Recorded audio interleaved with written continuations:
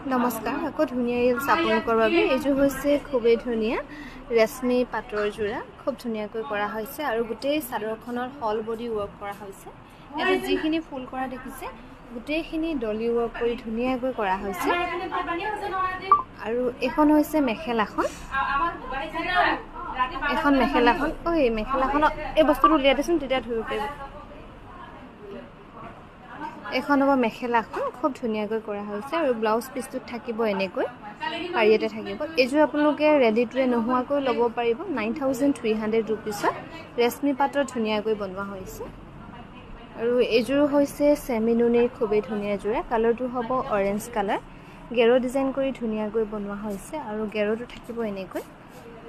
এইযোৰ ল'ব পাৰিব আপোনালোকে ৰেডি টু নোহোৱাকৈ 3000ত যদি ভাবে আপোনালোকে সিঙ্গল চাদৰ কৰি পিন্ধো তেতিয়াও পিন্ধিব পাৰিব যোৰাটো লৈ পিনে 3000ত ধুনীয়াকৈ ল'ব পাৰিব এইযোৰ হৈছে পিয়ৰ নুনি গুণা আৰু গোটা ধুনীয়াকৈ কৰা হৈছে এই পিয়ৰ নুনি যোৰা এখন হ'ব মেখেলাখন এইযোৰ ৰেডি টু নোহোৱাকৈ ল'ব পাৰিব 3950 টকা 3950 টকা ধুনীয়াকৈ ল'ব পাৰিব আৰু তাৰে অল্টাৰনেটিভ পিস এযোৰ হ'ব এযোৰ আপোনালোকে ৰেডি টু নোহোৱাকৈ ল'ব পাৰিব 3950 টকা